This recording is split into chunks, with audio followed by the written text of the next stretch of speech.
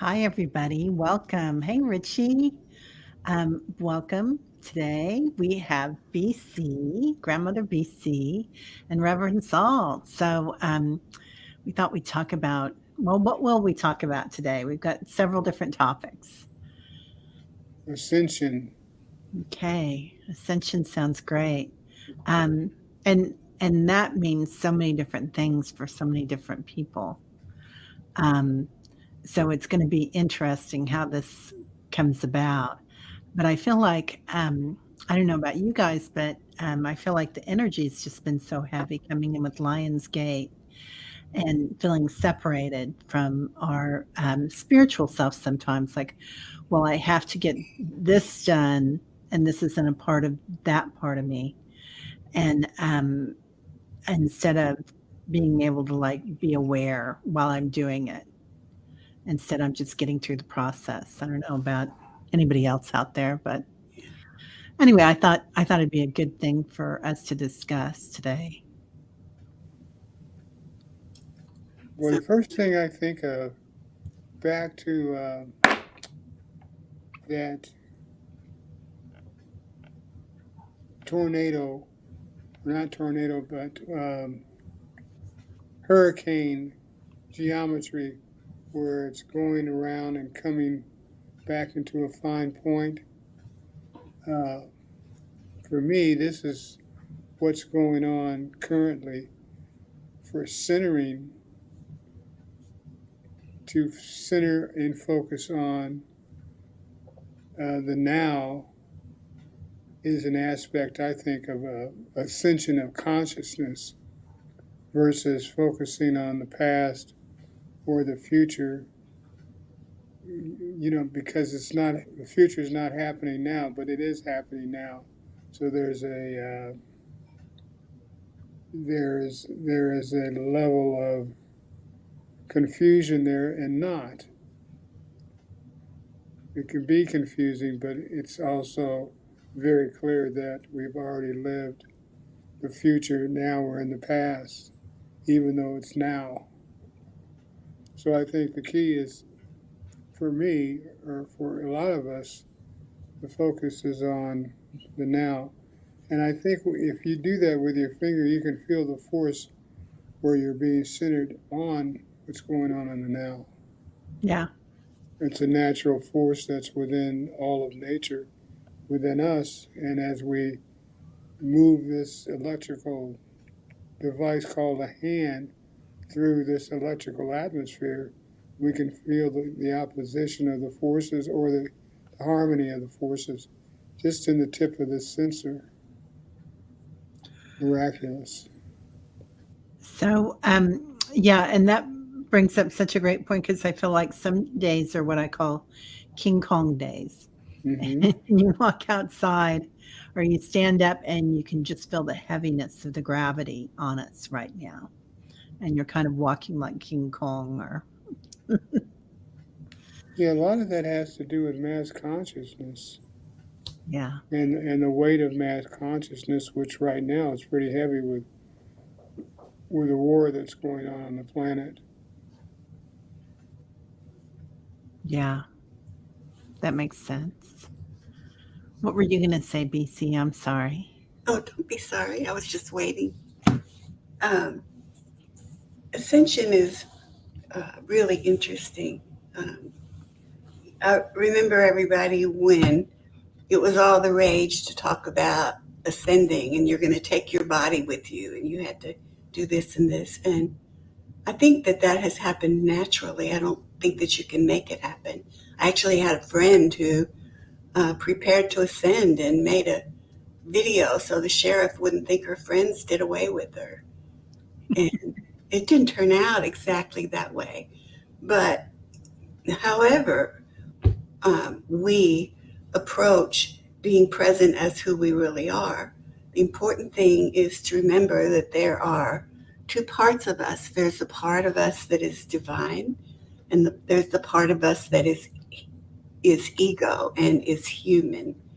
And what is going on right now, and what has been exacerbated by the Lionsgate energy, is that each and every one of us, in our own way, have been focusing on how can I be who I am? How can I do what I'm here to do? Well, this particular energy coming in is about facilitating that. And it's a great opportunity to, as Terry was saying earlier, pay attention to, are you feeling heavy and having negative thoughts or negative feelings that you really thought you had already worked through issues about? And, or are you seeing what is going on around you in your own life and on the planet through the eyes of divine self inside of you? And if you think about it, many teachers have told us that the divine self is going to awaken and inhabit human self, so that there actually, and this can be scary too, there actually is a almost like a merging into capital S self of small s self, so that there can be fears coming up about, well, will I not even be myself anymore? And it's a process, and I bet that all of you guys have been noticing inside of yourself about, you really, really want to know that you've already worked through everything, but stuff keeps just coming back up again. So the energy that's here right now is in support of us going, no, I already did that. No, I'm not gonna entertain that anymore. No, I'm not gonna take on other people's negative stuff. Or no, I'm not gonna buy into thinking that this world is going to heck in a handbasket. I'm not gonna buy into there's this battle between darkness and light. The thing that's going on is that the darkness is being lit up by the light. And there is a teacher named Durga. I know her as a teacher. George knows her as a divine being and as a teacher as well. And Durga teaches about how to use love as a power. And in the old stories, it was about she defeated evil. Well, she did, but she defeated evil by using love and light as a power. It wasn't like, okay, you're fried. It was like, you don't exist anymore. So the negativity, and it really, that's what the Buddha did when we talk about that he was under the banyan tree and he had been fighting against this whole army of demons for such a long time.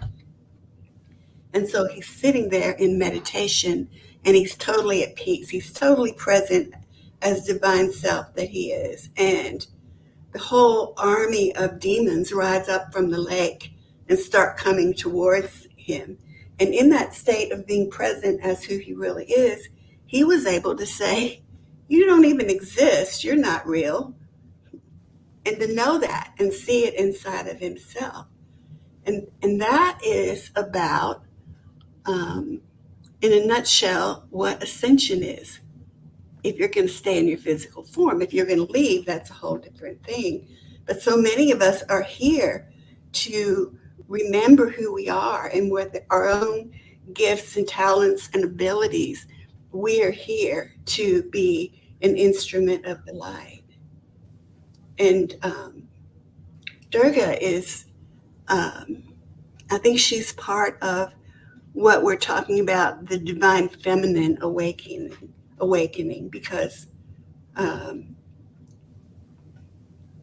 apparently she was created in the first place to defeat evil, which she did. But she, even if you're not a Buddhist, I didn't really know a lot about Buddhism until I met George, and I've been a mystical Christian instrument and teacher.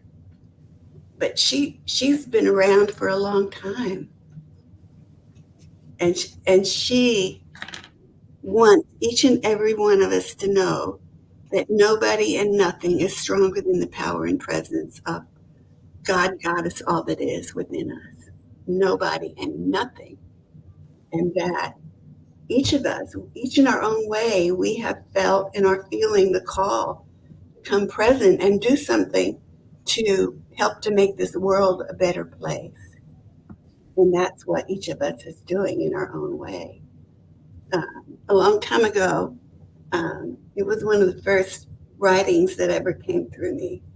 And I was sitting in a meeting, a group where they were talking about the mystical explanation of uh, the Old Testament and talking about Old Testament higher wisdom that's still there, even if it got watered down in some ways.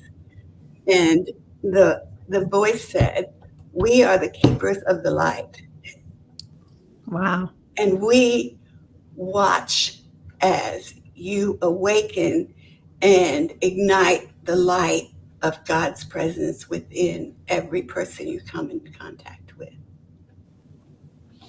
And then they said a few more things and then just said Selah. I think that's such a huge message for all of us because we're always like, well, am I doing what I'm called to do? What am I called to do? How can I help? And that's it, just living in your light, isn't it? Yeah, it is. And I think one of the most important things is forgiveness of what we think other people have done, forgiveness even of world leaders who certainly seem to be creating havoc on the planet right now in some ways. And especially forgiveness of ourselves, getting to where if the old habits of feeling guilt or feeling somehow like we're doing something wrong, inner critic, recognizing that that's not even real. I mean, that's something that we made up after we came into a physical body as a pure, clean spirit, into a physical body already programmed with genetic lineage issues, born into a civilization, a time on the planet where the whole reason that we're here is to remember who we are. But we come into this baby body, we're pure and innocent, just like God created us. And then we make up stuff about what the world means, and people tell us what the world means.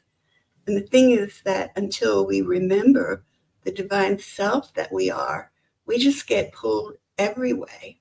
And until we claim our power, which is the ability to see light in every situation.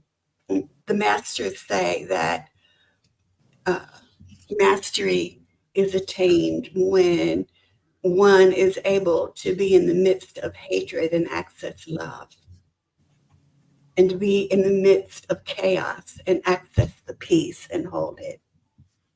Be in the midst of pain and sorrow and access the healed reality of it, and be there and hold it as healed and whole. We're incredible healers, each and every one of us. Challenge is that we never were told about who we really are. And we were never told that it doesn't matter what we've done or what we've thought or choices we've made, steps we've taken in this lifetime, whether we judge them as good or bad, that's human stuff. The spirit that we are, the child of God, Goddess, all that is pure and innocent and sinless, just as God created us. From that point, we are able to get out there and light up the world, and especially to be able to see within our brothers and sisters, whether we know them or not, even watching on television, and see the divine self that is there, the light of God, whether you call it Buddha consciousness, Christ consciousness, I don't care. It's the spark of God that is awakening within every man, woman, and child on the planet. And we're all here for the purpose of lighting up the world. It's what is going on the planet right now. We're certainly being given a lot of opportunities, aren't we? Yes. I love the way you said that. Was all that channeled, BC, or half and half, or what you just had to say? Because I I felt think, like it was a direct channel. well, I don't really remember what I said for sure. Oh, So it's partly that. And when I work, what I do is it's like my human self kind of goes away, yeah. and high self and the teachers and angels for the person works through, and I stay focused in the present. Although, you know, I I'm using my human self as an instrument. So I don't know if that was. Well, that's beautiful. I love that. Everybody's saying hello. Hello, everybody. Hey, Tony, Fatima, Carol, Collie, Tom, Richie. Nice to see everybody. Well, I feel like there's so many opportunities, and that forgiveness plays a big part for lightening our load, doesn't it? Absolutely. Yeah. Yeah. Yeah. And to remember that what we are seeing in somebody else is an aspect of our own self that we chose not to express at this time. Everybody is capable of everything, and you know, and if I attack someone else because I haven't forgiven them, I'm really attacking myself. Yeah.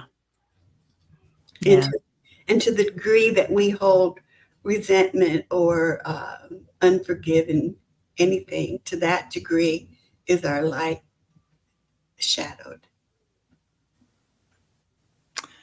It is, isn't it? So, whether that be politics or past conflict or even grief for those that have already passed, sometimes we hold on to that, don't we? I mean, I certainly did for a long time, and still have to catch myself, you know. But yeah, it's a lot to, I mean, once you let go of that, the light does come in. But it still comes around. Ego keeps coming around with it.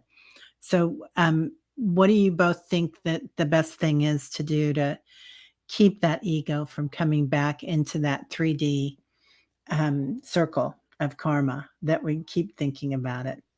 That pointer finger that you were talking about there, George. Yeah, the main thing is the ego needs to find out who it is and its position in the body. Essentially, it's it's not the chairman of the board. The chairman of the board for the body is the higher self or the I am self. But it's the ego that has the intelligence to transport and get the higher self from one place to another and to take care of the spacesuit or the vehicle for the higher self. So,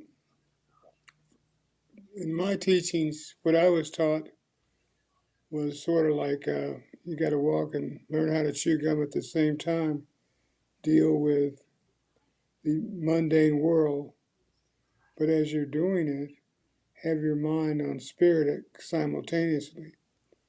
And to do that, you just need to realize that everything that's before us came from spirit. However mundane it may be saturated with mundane energy, it's all a product of the greatest, the supremest being is what I call it. Gods, there are lesser gods, there may be higher gods, and then there's the one supremest being. And we don't quite know what it is, but that it is the key, and that we have direct contact anytime we can bring our mind upon it, whatever we want to call it. It will respond with unconditional love. So the key is where our thoughts are, and to bring our thoughts centered on spirit as we're engaged in our mundane activities. You can chant and do your dishes at the same time. One thing you can definitely do is to think and drive at the same time and get to a destination without really thinking about it. Oh, I know how to get there. Ego take over. Get me there. While I'm thinking about this, that's what we are. So I think evolution and ascension that I can assist you with now would be to realize that you have the power to walk and chew gum at the same time, to take care of your mundane activities as you're focused on spirit. Yeah, I love that. Tony has a good question here. Can you explain our greater soul and how we are living lives simultaneously since time and space are human constructs? How is it that the greater soul is ascending now? Wow. How is it that it's not? The ascension takes place in the fact that look at what we're doing with each other at the moment. We're divine beings speaking of the divine. Therefore, it does exist because it exists for us. So we are what we think, and where we are, that's what we think as well. We're in many places simultaneously, but our focus is on this mundane level, whereas our higher self is functioning on another level. Just think about taking care of and maintaining the breath without having to think about it, or looking at this page without having to really focus on looking at this page as we communicate with each other across the planet. Wow, it's amazing. So our very presence is an example of the divine existing in the now, because each of us contains a piece of that divine godly soul that is all unconditional love. BC, do you have a comment? Yes. I think, Tony, that what you, I'm assuming when you say greater soul, you're talking about uh, the soul that we're all a part of. Um, my understanding is that uh, what some people call God or Christ consciousness, Buddha consciousness, whatever name they give to the power that created us all. It's like my understanding is that this beingness wanted to experience life on planet Earth through each and every one of us, and that each and every one of us is uh, we're all part of the one soul. And sometimes when I meditate, it's like I'm aware of myself as the golden white light, my soul. And then I'm aware of beings of light all over the planet who are shining bright now. And when I first started seeing it years ago, there weren't as many lights that I was seeing on the planet. They're all over now. It's just beautiful. And it's like, so it's not just each one of us. I'll try to get to the rest of your question in a minute, Tony. Um, so it's not just a matter of us remembering who we are as the light with all the power that the one who created us has. And we can look around and see how we're creating our reality everywhere. We're doing that with our thoughts and our words and our feelings. And so when we ask for help in being present as who we really are, we have the help of all these other beings who are awakening too, even if we don't know them or never meet them. It's like the energy of that within the consciousness evolving on the planet. And even when I'm working with someone, often I'll see um, their divine self coming present the whole way down into the chakra that is their awakened human self within the planet herself. It's like a chakra of purified spiritual energy. And sometimes I will see like golden light roots running out and connecting with those light beings who are awakening all over the planet. So it's not just out here that we're connected. We're connecting with the others who are awakening and present and in support, and we're supporting them from the very fact that we are awakening, ascending, descending in physical form as who we really are, connecting into the planet. And Tony also asks, is it accurate to say a part of our greater soul is on the other side while we live mundane lives on Earth? I believe that to be true. Well, in essence, in the reality of things, we're all like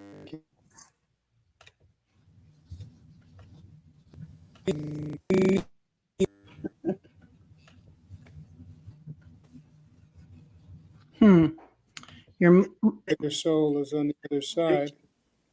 We missed So a we little live part a of that. mundane- Sorry, George. We missed the beginning of that, I No, think.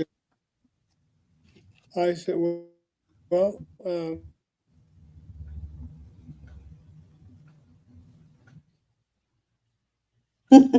Oh, we're still missing it. Your mic's cutting out. The ETs are present too. There's so much energy right now. I think we just need to take a couple breaths. Let it clear up.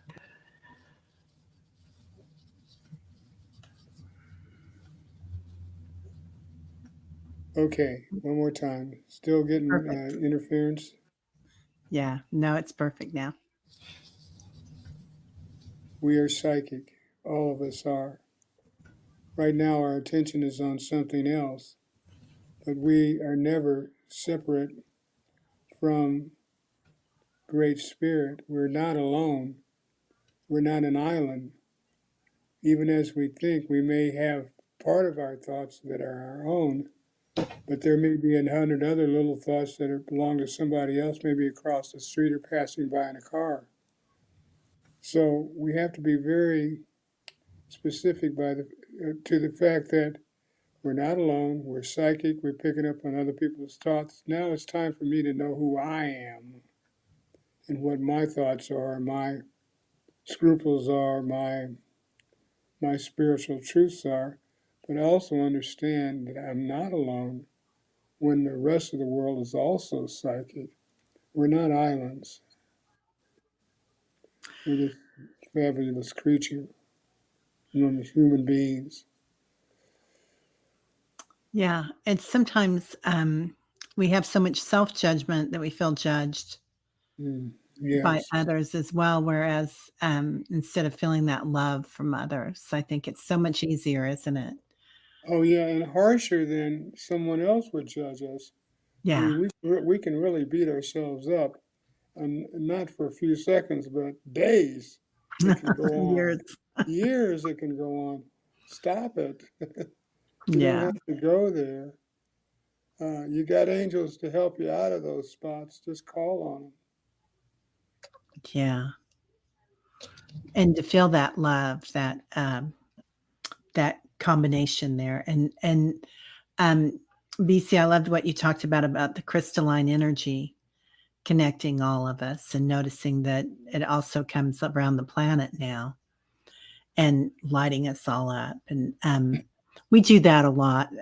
Almost everybody here is part of the meditation group too, and we do that a lot, connecting to that, and it does help a lot. I think when I I tell remember it. you, there's a little thing that's coming through for all the audience to try, and you'll feel it. Believe it or not, you'll feel it in your thumbs. Um, the controller, one of the controllers of that crystalline energy and projecting love in it, is the person that lives there on that energy, and that's BC. And so we get messages from the spirits there within that crystalline structure, which is a city that's what 170 miles long by 71 miles wide. Uh, if you can just imagine both thumbs on that, think about what's taking place, connecting to that energy. Wow, that's And beautiful.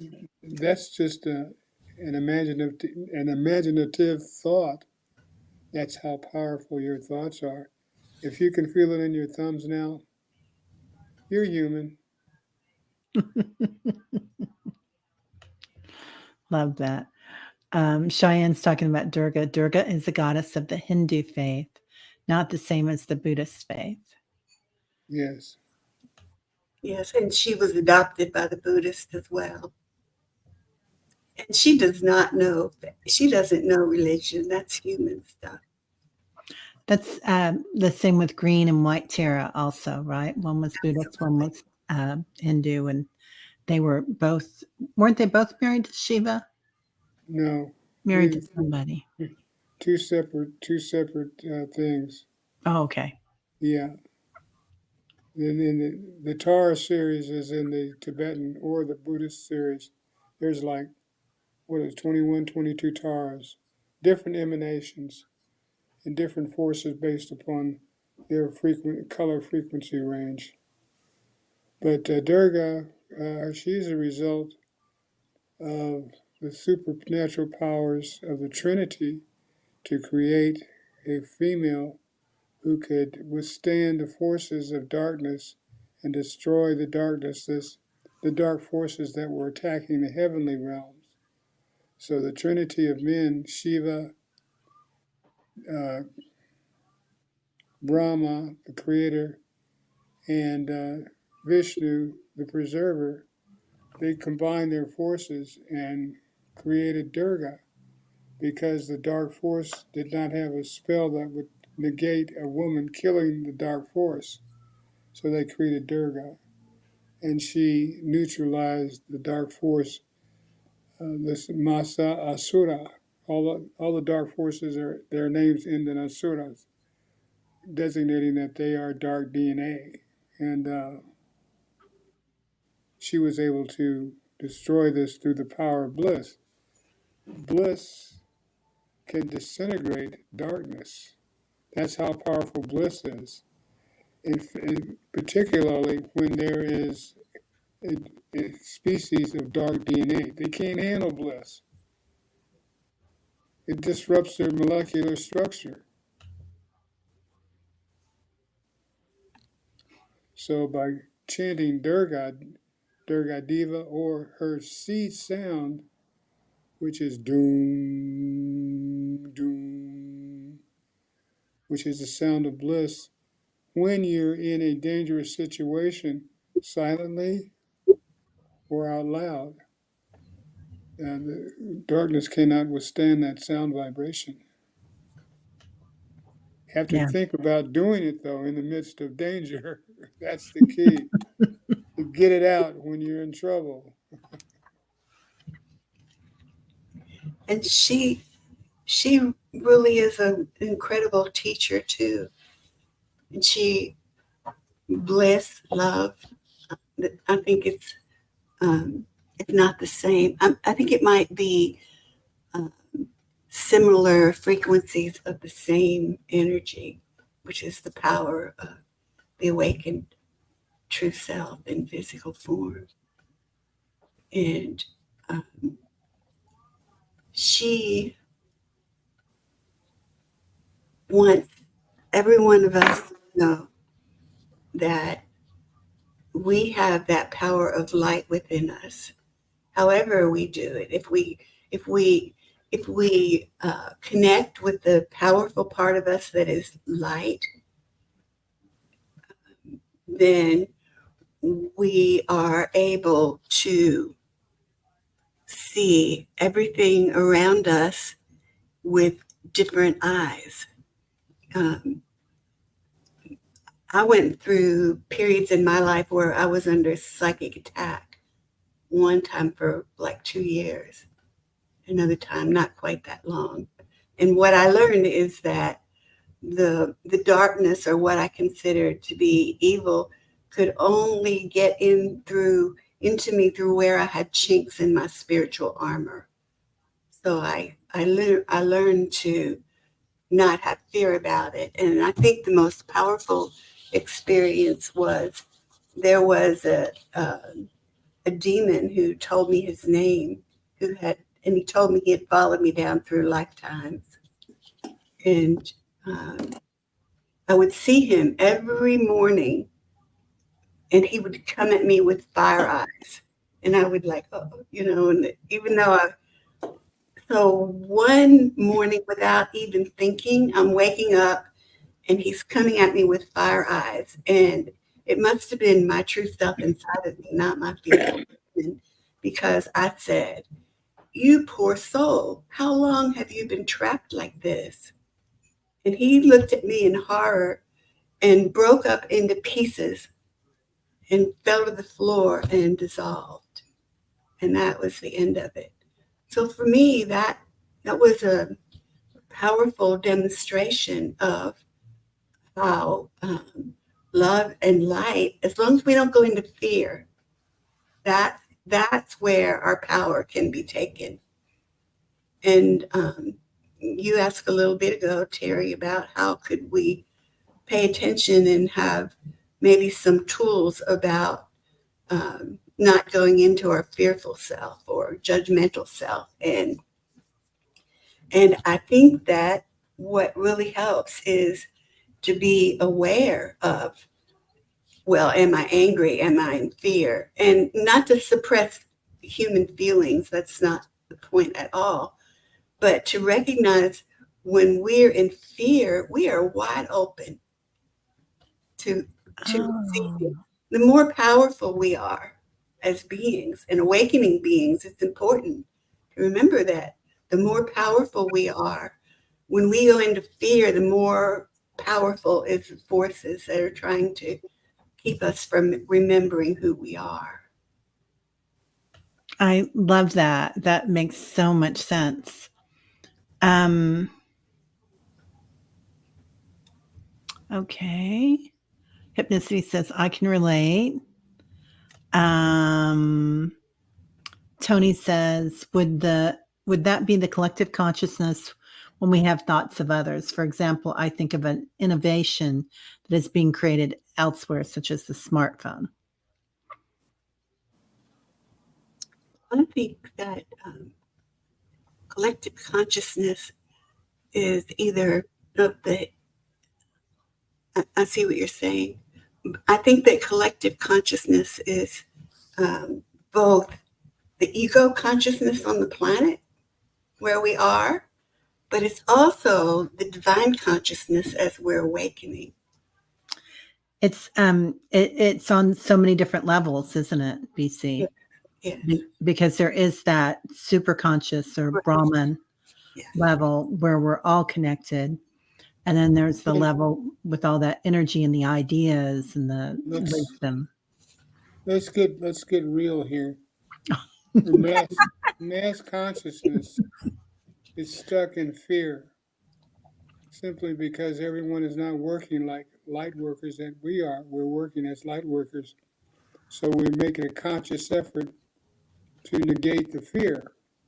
Whereas the mass consciousness doesn't have the spirit that we have until we teach them that we can neutralize the thoughts of fear. Otherwise, it's going to go on unless we evolve. And luckily, we are evolving to outgrow fear. That's one of the things that they're talking about ascension. the ascended masters bring to us how to neutralize the thoughts of fear. Love that. Love that. Just Sharon Sipe is here, and Cheyenne has a wonderful YouTube channel. We're going to take a quick minute to recognize that. Them. Okay. Tony has a great question too. When you refer to dark DNA, are there humans who have dark DNA today? Yes, yeah, and it happened during the Great Rama War. Rama was fighting some very dark reptilians, not human form, but reptilians, and who do not like humans. And the demon king of the reptilians kidnapped Rama's wife. Not a good thing to do. Bad move. And during the first war, Rama's armies lost. Second war, they won. But a lot of the demons got away, went underground, and they still exist down there, coming up occasionally taking out, human wives, spreading their DNA, causing havoc. Bad things happen when you're dealing with reptilians. So, and they live based upon whether they can make you fearful. So we have to evolve to a point where we have the wherewithal to call on help from like Durga and Shiva and say, "Hey, we need some help here. Doom, doom, doom." And that's how you conquer the dark forces, by using the forces of like Durga and Shiva to neutralize their effects upon us as individuals and mass consciousness, because it's a war out there. But we have to keep loving and spreading bliss in order to win this war. Well, we have that built-in reptilian brain too, don't we? And it's a part of our brain. It's physically called the reptilian brain, that fear. If I do, I dissolve it. There you go. Yeah. Yeah. Um, um, let's see. Tony says, it is my understanding we are open to psychic attacks when we are experiencing negative thoughts, feelings, and emotions, fear, anger, rage, guilt, jealousy, guilt, depression, etc. Absolutely. Yeah, I agree. And for myself, I know that when I was under psychic attack, I was dealing with a lot of heavy, heavy stuff. And I did have a lot of anger. And again, the more powerful we are, whether we know it or not, the more we hold on to fear, anger, rage, guilt, jealousy, the more we hold on to that, the more we are. I mean, it'll just pile in on us. We're attracting it. It's so easy. Like you were talking about that hurricane, George, at the beginning, and how that circle of karma and the circle of that fear energy just keeps going and going, building. Yeah. Hypnicity says, I don't believe in negative attacks. The dark will not seek out the light. I love that. Well, I agree, as long as you aren't in fear. And, for all of us, we get programmed about fear. As we awaken, things can be different. But darkness will try to suppress the light if it can. Yeah. Jeff has a great question. Oh, yeah. And it will be forever for some, Reverend Saul. I still have fear, and I don't see how we can eliminate it 100% from the human condition. What do you recommend?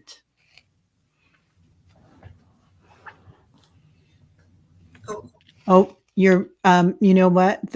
Somebody's playing with you again, George. I can't hear you. Here, let me go in, fix it. Your mic is always, try again now. Father Flame. Perfect. Purple Perfect. flame. Each one of those conditions that he mentioned, use them as a target. I am transmuting fear. I am transmuting worry. I'm transmuting depression. I am transmuting all this negative stuff. I am, I am, I am. Make it a target. You are what you think. So you can see, you can have a mental cannon in your mind shooting out gigantic soft pellets of violet marshmallows, and they would transmute the negative thoughts. That's just how powerful your thoughts are. So all these situations, you take the power away by neutralizing them in either the violet or the purple flame. And be a child of the violet flame, or be a child of God's purple flame. And you got the backing of not only God's angels, the Supreme Being's angels, but the Supreme Being itself, and or Durga, or Shiva. Well, and I think community plays a big part, doesn't it? Yes, but you have to trust your inner self over it all. Yeah. Yeah, because the individual is going to be the individual. Have they dealt with all of their fear issues? You know, that's the key. Can you help them deal with their fear issues? That's the key, is to spread the knowledge of how to deal with these forces and the fears. Yeah. So it's simple, you know, particularly for all of you folks that are empaths, because you can feel other people's fears. If you can feel their pain, you can feel their fears. So that too becomes a target for transmutation, simply to relieve our brother and sisters and all these new children's suffering that they deal with when they come into this atmosphere of what the Vedic text called Maya, the negative forces in material energies, Maya. Yeah. So that's so true. I feel like they talk about how where one or more gather and how that energy grows, but it doesn't have to be other people. That can be all your angels, calling in all your angels and guides on a daily basis too. Yeah, they don't have anything to do. Call them. They're looking for stuff to do. That's what I always say too. Give them a job, Give right? them a job. Oh yeah. Hang out with me.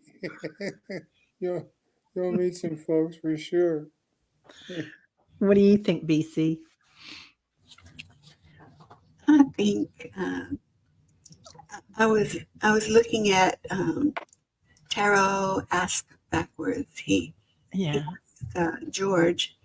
He said, "I still have fear, and I don't see how we can eliminate it 100% from the human condition." And you didn't ask me, but I would tell you that we do that by eliminating it in ourselves, and you can do that. And you're going to have fear. You're human. You just don't have to buy into it. No, you can actually. Saint Germain told me years ago, feelings are not the boss of you. If you Hmm. notice that you're feeling fear, you can take a breath and you can actually, literally, on purpose, feel love instead. You can do that. And I just think that it's part of the awakening process, or what we were talking earlier about, the ascension process, is that we are going to eliminate fear by becoming stronger and eliminating it within ourselves. Yeah. Love that. Love that. Um, Sonia. Hello, Sonia. She was confronted by a man who wanted to rob me, and he tried to have me look away, and I looked him in the eye. He was so frustrated he couldn't do anything. He was scary, but I was protected. Wow. Good for you, Sonia. That's amazing. I love that.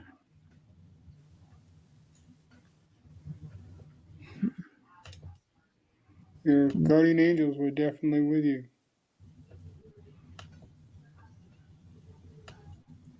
Yeah.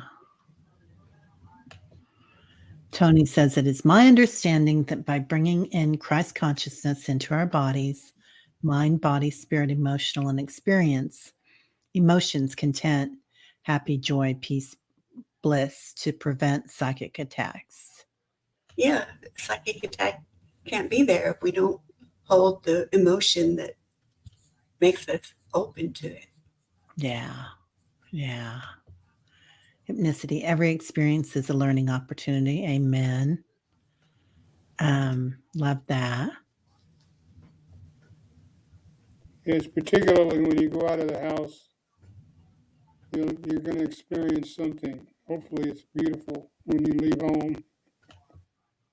Something always happens. It does, doesn't it? Yep. Yeah.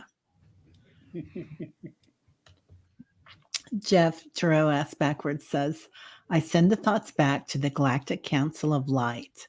I say, I'm ascending you back to the Galactic Council of Light. That's beautiful, Jeff. That's right.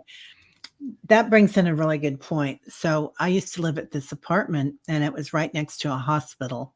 At the time, my mom was dying, and would go to that hospital. But all of a sudden, all these light forms started coming in as they left their bodies at the hospital.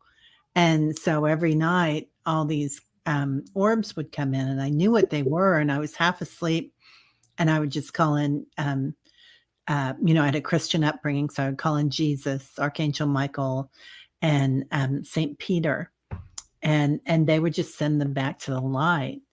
But yeah, in our heart and our soul, we know how to do that. The key is training, spreading that knowledge, because there's others that have suffered the same thing that we have suffered. That's the thing they say, and this is just hearsay, that there's only one evolved being per every million people on this planet. So there's a shortage of spiritual teachers, and the more you become a spiritual teacher and spread the knowledge, the better off mass consciousness will be in the future and in the now. Yeah. That's why it's imperative. Don't hold on to the knowledge. Share it. Share the love. Share the bliss. You're right. You're right. And there were those that would not leave, that were not ready to ascend. And I would just say, okay, but you have to leave here. You cannot be here today. Well, these are your Buddhists. They're coming back. They vowed to reincarnate just until everybody is free of suffering, until there's no more suffering. That's a long time. It certainly is the way we're headed right now, isn't it? It's going to be a long time. It's going to be a long day. Or not. What were you going to say, Lucy? I was just going to say, or not. It could be. It's true. And they say that we're here Yeah. to bring heaven to earth. Right. If that's true, then that's what we're up to. We're creating in our reality a situation where we are present and we're seeing things. If we notice they need to be healed and whole, we see them as healed and whole. Yeah. We hold that. Cheyenne statement. To say that anger is negative, how about divine rage? Let's not forget about Jesus losing his loving mind in the temple. We need our emotions. The spectrum of our emotions makes us unique. Yep. Let's talk about the supremest being, Krishna. He came to the planet to relieve us of the demonic forces. He killed all of these demons before he was 3 years old, in joy and happiness, to relieve us of our suffering. Now, and he wasn't in divine rage. He just did it. And that amazes me. I know the difference between myth and fact. And we have had the appearance of the supremest being on the planet before. And it comes down to relieve us of the demonic forces that would not allow us to worship, or to be free or be happy, to be in love and to love. I love that. One thing I don't understand is why, if it's not born into you, that's the way I can understand it, why the dark forces cannot come up with some iota of love. I pray for them that they learn how to love. They have to evolve. Yeah. Everything evolves. Maybe just give them more time. Yeah. They'll get there, right? Yeah, we got all the time in the world. Yeah. Yeah. And I love the BC, you and George both brought this up, is talking about the neutrality. Like there's the positive and the negative, and then there's that part in the center where it's just awareness and love, right? Yeah, where you're sitting on the middle of the fence. Yeah. Well, Saint Germain says we live in a I would like to say bipolar, but that word's already That's we live you're close. yeah we live in a dual polarity reality on planet Earth. That's everything is that. And so he says as we awaken, we are accessing and creating a third polarity so that it is three and it's perfectly balanced. And people get to choose when they can be like the observer from that third polarity. They can observe the anger, the rage, the whatever is going on, um, and they can just see it as anger and rage and not be controlled by it. He said over and over, feelings are not the boss of us. We have all the power. We just don't realize it. We do, don't we? Yeah. Yeah. It's amazing. We were dealing with a meditation last night, and one of the words that came up was kripa. And kripa in Sanskrit means tenderness. And I think that's important to put within our vocabulary when it comes to, spreading unconditional love. Add the tenderness to it. Yeah. That's beautiful. Well, we're almost at an hour. I don't know if you want to leave us with a meditation here, or vision quest, or journey quest rather, or if you'd like to a little light healing. Sure. How does that sound, everybody? All of the above. Cool. Meditation wise, I would say let's go to the happy mantra, which would be Om Ti Jati Nirvana Shakti Preem times 90 to the 108th power. Put it right in heaven's gate. Put the lion's gate in heaven's gate. I love that. Om Ti Jati Nirvana Shakti Preem, which is nirvana and the power of love, times 90 to the 108th power. That's the vibrational frequency. So you don't have to say it 108 times.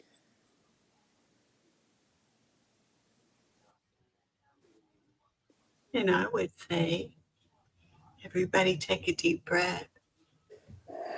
Come to center and access that place deep within us that is true self, and that is peace. Even if we have to make it up, access that peace, each of us connecting with each other. Peace.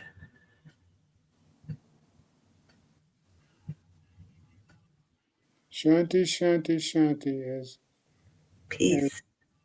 that's the Sanskrit word for peace. Shanti, Shanti. Peace. Mm-hmm. Feel it. And I know that all of you already know this, and we can access that at any time, no matter what's going on in our lives.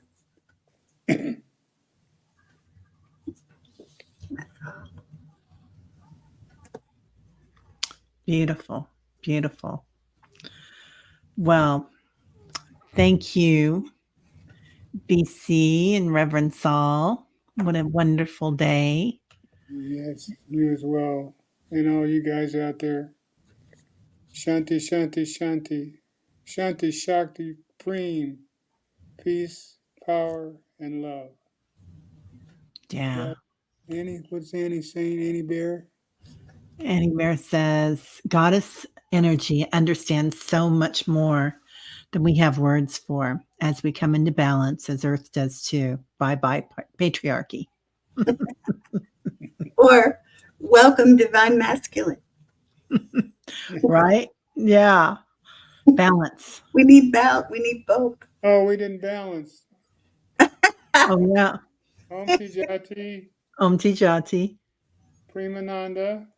Premananda, Om Tijati, Om Tijati, Premananda. Premananda, Om Tijati, Tijati, Premananda. Premananda. Now, keep the hands clasped, put them between the knees for the count of 9. 1, 2, 3, 4, 5, 6, 7, 8, and 9. Nice. Enjoy. Right? Take a deep breath and enjoy the balance.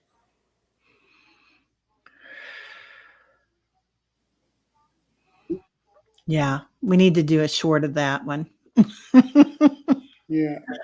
All right, everybody. Well, thank you so much, everybody, for being here. Thank you And for us. yeah, thank you for being here, BC and Reverend Saul. We sure appreciate it. Thank all of you guys for being there as well. Okay. We'll see everybody later. Namaste. My Namaste. light sees your light. Om Tijati. Om Tijati.